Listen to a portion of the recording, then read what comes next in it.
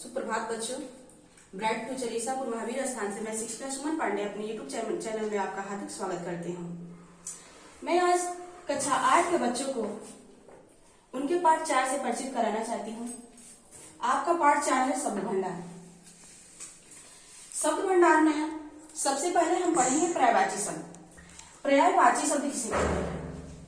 पर्यायवाची शब्द उसे कहते हैं जिसमें एक ही शब्द को, एक ही चीज को विभिन्न नाम से पुकारा जाए, उसे हम पर्यायवाची शब्द कहते हैं। जैसे गणेश, जो भगवान गणेश है उन्हें हम गजानन के नाम से भी पुकारते हैं, लंबोदर के नाम से भी पुकारते हैं और विनायक के नाम से भी पुकारते हैं, विघ्नाशक के नाम से भी पुकारते हैं। इसलिए यह क्या हुआ? गणेश का पर्यायवाची हुआ।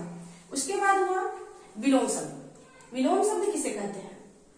विलोम का अर्थ होता है उल्टा। जैसे आदर का अनादर।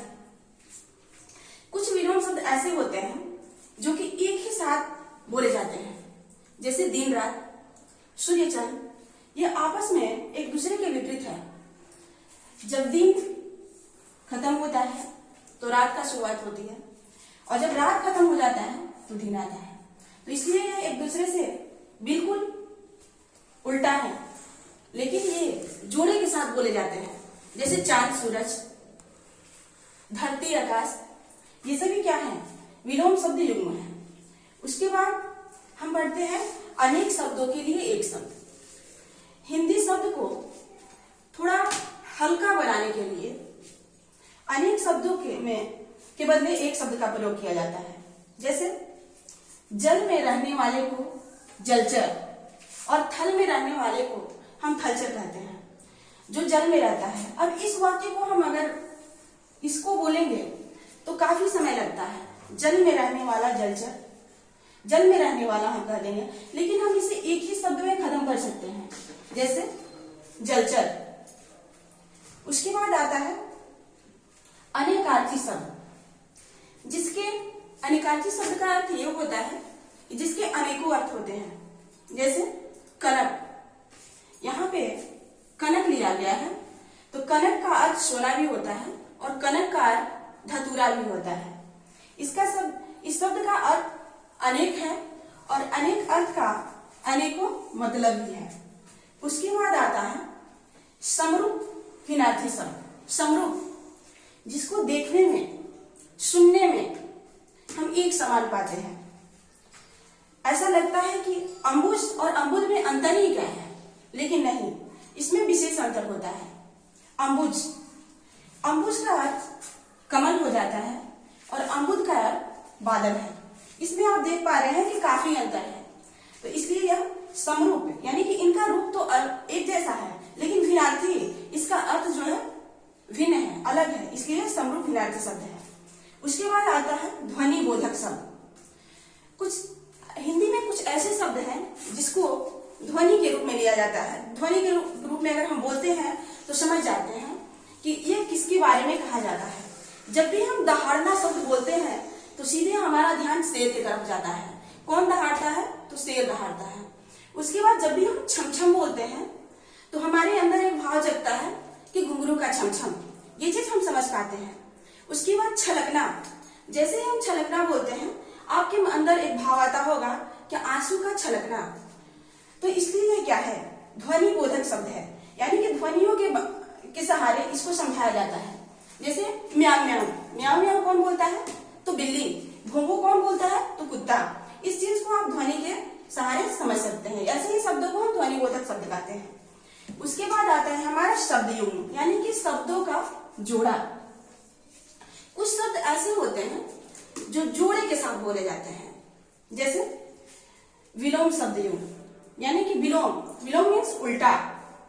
आप देख पा रहे हैं कि जय और पराजय ये आपस में एक दूसरे के विपरीत हैं, एक दूसरे से उल्टा है, इसलिए इन्हें हम विलोम शब्द युग्म कहते हैं।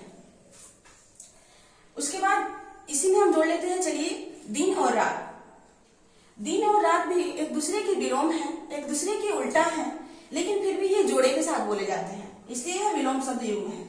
उसके बाद आता है निरर्थक शब्द युग्म। ऐसे शब्द जिसका कोई अर्थ ही नहीं निकलता, कोई अर्थ नहीं है, फिर भी वो जोड़े में बोले जाते हैं। जैसे उबड़ खाबड़, उट पटांग, ऐरा गैरा, इन सभी का कोई अर्थ नहीं है, लेकिन फिर भी ये किसके साथ बोले जाते हैं? जोड़े में बोले जाते हैं। इसे हम निरर्थक शब्द युग्म कहते हैं।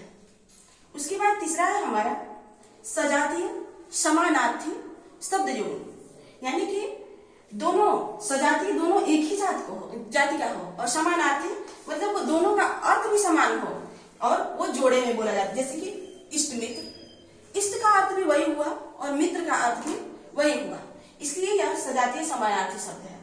उसके बाद हम पढ़ते हैं परसर्ग पुनरुक्ति शब्द युग्म। परसर्ग जैसे बीच में जिसके परसर्ग लगा हो और शब्दों को दोहराया जाए, जैसे कोई न कोई, अंधेरा ही अंधेरा, प्रकाश ही प्रकाश। जब इसके बीच में शब्द को दोहराया जाए और बीच में ये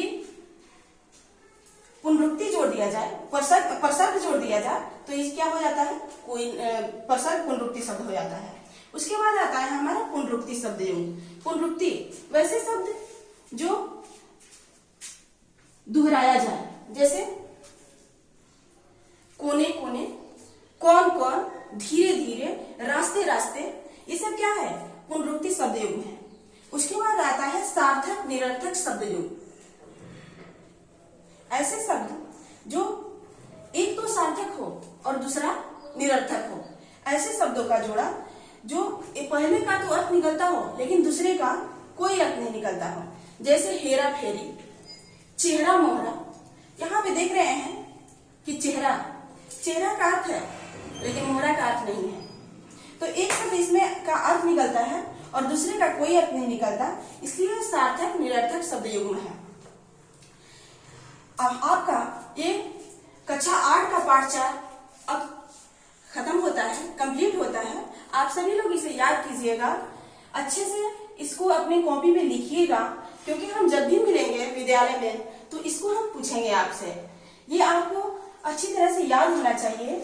और अगला बात हम ये कहेंगे कि जो भी दिक्कत हो आपको, इसमें जो भी आपको नहीं समझ में आ रहा हो, उसे कमेंट में लिखिए और हमारे इस चैनल को लाइक कीजिए, सब्सक्राइब कीजिए। Thank you.